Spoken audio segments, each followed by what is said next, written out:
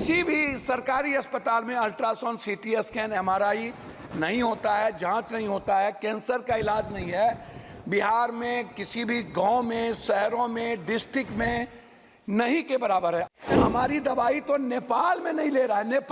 नेपाल कह रहा है कि जो ड्रग्स है ना, अब इंडिया की ये जहर है, इसको वहां के बनाए हुए नेपाल ने मना कर दिया। डॉक्टर कहता है कि नहीं, जांच तुम मेरे यहाँ कराओ, जांच मैं जहां कह रहा हूं वहां कराओ, उसके बाद मैं मान्यता दूंगा। जो पैथोलॉजी अल्ट्रासाउंड प्राइवेट करता है, जो डॉक्टर नहीं है, उसको खोल के और जांच में गलत तरीके से जांच दे देता है। बिहार के जिला पूर्णिया के एमपी पप्पू यादव को मुसलमानों ने भारी वोटों से जिताया था और मुसलमानों ने ये अच्छा कदम लिया था कि उनको अपना नेता चुना, इसलिए कि पप्पू यादव बहुत ही अच्छी तरह से अपनी आवाज़ बुलंद करते हैं, आवाज़ उठाते हैं कौम के लिए, और हकीकत में ये पूरी कौम के लिए अच्छा एक लीडर है, अच्छा नेता है। उन्होंने इस बार संसद में जो आवाज़ उठाई है इस बात पर, क्योंकि पूर्णिया में खासकर और दीगर जगहों में भी जहाँ जहाँ बिहार में प्राइवेट डॉक्टर होते हैं, वो लोग बहुत ही ज़्यादा करप्शन करते हैं, बहुत ही ज़्यादा फीस के नाम पर, दवाइयों के नाम पर, इंजेक्शन के नाम पर और जांच के नाम पर जो है वो रुपये, हज़ारों रुपये लूट लेते हैं। वो एक गरीब बेचारा जो बीमार पड़ जाता है, उनसे भी ये फलां जांच करो, ये फलां जांच करो, ऐसी जांच करो, पेशाब जांच करो, वगैरह वगैरह, जांच के नाम पर और फीस के नाम पर भी हज़ारों रुपये लूट लेते हैं। फिर बाद में उनसे दवाई के नाम पर भी लूटा जाता है, और अगर किसी के पास पैसे नहीं होते हैं तो उनका इलाज ही नहीं होता, कहीं और उनको रेफर कर दिया जाता है, उनको कहीं और जगह भेज दिया जाता है, जिसकी वजह से गरीब लोगों की बहुत ही ज़्यादा उनको परेशानी होती है। तो इस ताल्लुक से पप्पू यादव ने संसद में आवाज़ उठाई है। आप सुनिए पूरी वीडियो को कि किस तरह से उन्होंने लोगों के लिए, खासकर गरीब लोगों के लिए आवाज़ उठाई है कि प्राइवेट डॉक्टर ये जो इतना लूटते हैं, इनका जो है इन पर कैसे रोक लगाई जाए। आप पूरी वीडियो देखिए। मेरा सिर्फ आग्रह यह है कि यूनिवर्सल हेल्थ कवरेज जो अमेरिका गवर्नमेंट ने और ख़ास तौर पर भारत में जो राजस्थान की सरकार जब कांग्रेस की थी तब यूनिवर्सल हेल्थ कवरेज की बात उन्होंने की और कानून भी लाया। भारत में यूनिवर्सल हेल्थ जो कि कंपलसरी और कॉमन हेल्थ की जो बात है, जो ये मौलिक अधिकार भी है, फंडामेंटल राइट भी है आम आदमी का। तो अध्यक्ष महोदय, फंडामेंटल राइट पे जीएसटी, जिसको हमारे आदरणीय वरिष्ठ नेता गडकरी साहब ने लिखा भी है कि जीएसटी पर जो बीमा है उस पर यदि उसके सामान पर, जिन चीज़ों पर यदि आप इतनी जीएसटी, आयुर्वेदी पर 15% लगाएंगे, और हमारा देश जो है फार्मा के लिए जाना जाता है दुनिया में, वर्ल्ड में। लेकिन जब हम फार्मासिस्ट की बात करते हैं तो आप किसी भी दुकान पर देखिएगा सभापति महोदय की जेनेटिक दवाई और आयुर्वेद की दवाई नहीं के बराबर रहती है, और कोई डॉक्टर नहीं लिखता है। डॉक्टर पर्ची उसी को लिखेगा जो उनको कमीशन देता है। डॉक्टर बगैर कमीशन के दवाई लिख ही नहीं सकता। दवाई के लिए एमआर हैं, बहुत क्लियर है सभापति महोदय। मेरा कुछ भी नहीं कहना, मेरा कहना है कि स्वास्थ्य पर आप कितना बजट देते हैं, क्या देते हैं, उसमें मैं डाटा में नहीं जाऊँगा। मेरा 43,000 निजी, 69,000 अस्पताल है इस देश में, 39,000 अस्पताल प्राइवेट है, प्राइवेट। और किसी भी सरकारी अस्पताल में अल्ट्रासाउंड, सीटी स्कैन, एमआरआई नहीं होता है, जांच नहीं होता है, कैंसर का इलाज नहीं है। बिहार में किसी भी गांव में, शहरों में, डिस्ट्रिक्ट में नहीं के बराबर है। आप एम्स की बात करते हैं, मुझे आश्चर्य लगता है कि जब डॉक्टर ही जर्मनी और अन्य कंट्री की स्थिति देख लीजिए महोदय, जिस देश में हमारी दवाई तो नेपाल में नहीं ले रहा है। नेपाल कह रहा है कि जो ड्रग्स है ना, अब इंडिया की ये जहर है, इसको वहां के बनाए हुए नेपाल ने मना कर दिया।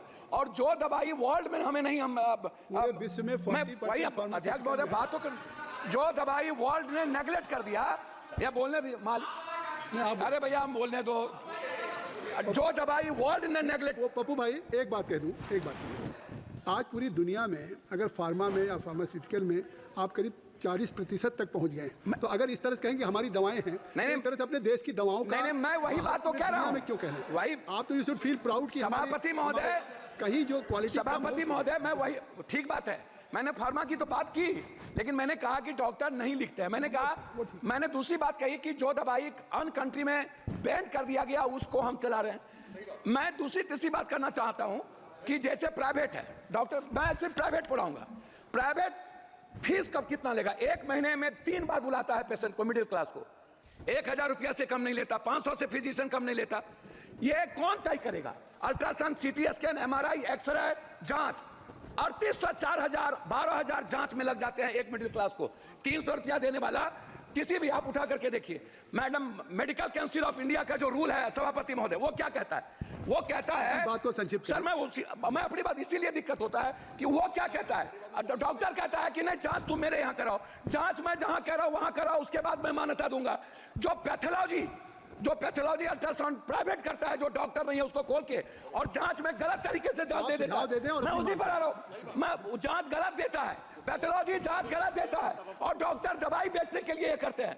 मेरा आग्रह है, जो नर्सिंग होम डॉक्टर के नहीं है, कोई पप्पू यादव ने खोल लिया, ABCD माफिया ने खोल लिया, और डॉक्टर का नाम देकर के वो नर्सिंग होम चला रहा है। क्यों चलाएगा? उसके लिए रेगुलेटरी बॉडी क्यों नहीं है? बिहार सरकार रेगुलेटरी बॉडी क्यों नहीं बनाती है? MP का उस पर कोई निगरानी क्यों नहीं है? तो मेरा आग्रह है इतना ही कि कम से कम फीस तय हो। अल्ट्रासाउंड, सीटी स्कैन, MRI, मुझे बहुत कुछ बोलना था लेकिन आप कह रहे हैं, मैं अपने क्षेत्र का 1 मिनट में बोल के, मैं अपने क्षेत्र का बोल के, बिहार, कोसी, सीमांचल, पूर्णिया जिले के लिए, कोसी सीमांचल में मैं एक एम्स की बात, पूर्णिया जिले में कैंसर, सीमांचल मुख्यालय पूर्णिया में बर्न अस्पताल, सीमांचल क्षेत्र में जिला मुख्यालय पूर्णिया में कैंसर अस्पताल, कोसी जिला मुख्यालय सहरसा में आयुर्वेदिक मेडिकल कॉलेज, कोसी कमिश्नरी जिला मुख्यालय सहरसा में ट्रॉमा सेंटर, और बिहार पूर्णिया जिला। आ गई बात, आपकी बात आ गई। मैं लास्ट कर रहा हूं, मेरा आग्रह यह है कि निजी नर्सिंग होम पे और फीस पे, जांच पे, अल्ट्रासाउंड, MRI, CT स्कैन लगे, उसका तय हो, अन्यथा किसी भी कीमत पर जितना बजट ले आइए कुछ नहीं होने। तो इन्होंने जो आवाज उठाई है ये हकीकत है।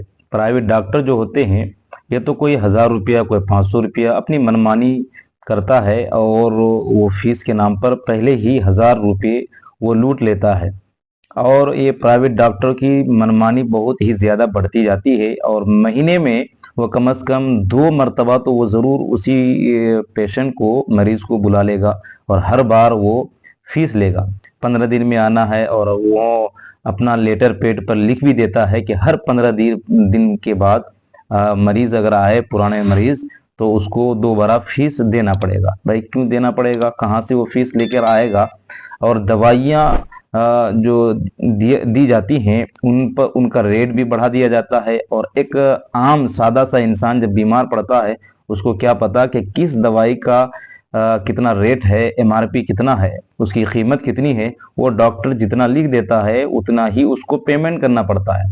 कर्ज उधार वगैरह का कोई मामला नहीं रहता डॉक्टरों के पास। चाहे अपना किडनी बेच कर दो, घर बेच कर दो, जमीन बेच कर दो, चाहे जिस तरह भी से भी दो, लेकिन डॉक्टर को देना पड़ेगा। और वो अपनी मनमानी के मुताबिक वो अपनी दवाई भी लिख देता है, इंजेक्शन भी लिखेगा, अपनी जांच भी लिख देगा, और फीस भी ले लेगा। यानी सारी लूटमारी जो आज हो रही है वो डॉक्टर लोग कर रहे हैं। ये तो इन पर भी कार्रवाई जरूर होनी चाहिए, और हर सांसद को, हर MP को अपने अपने इलाके के डॉक्टरों के खिलाफ इस मामले में आवाज उठानी चाहिए। ये मेरा जाती ख्याल है कि हर किसी को इस पर आवाज बुलंद करनी चाहिए। सिर्फ पप्पू यादव ही क्यों, सिर्फ पूर्णिया के ही लिए क्यों, पूरे हिंदुस्तान में जहां जहां पर भी ऐसा होता है, मेरे ख्याल से हर जगह ऐसा होता है। हर जगह प्राइवेट डॉक्टर मनमानी करते हैं, अपनी मर्जी के मुताबिक वो फीस भी लेते हैं और जांच भी करते हैं, और हजारों लाखों रुपए वो लूट लेते हैं। और इस तरह से उनकी मनमानी और उनकी मर्जी के खिलाफ कोई नहीं बोल पाता है। इस पर आवाज भी जरूर उठनी चाहिए। आपको क्या लगता है इस ताल्लुक से जो इन्होंने, पप्पू यादव ने आवाज उठाई है, सही है या गलत है? इस पर रोक लगनी चाहिए या नहीं लगनी चाहिए? आप कमेंट सेक्शन में हमें बताइए, और वीडियो को ज्यादा से ज्यादा शेयर कीजिए, लाइक कीजिए। इस वीडियो को लाइक करें, हमारे चैनल को सब्सक्राइब कर बेल आइकन जरूर प्रेस करें।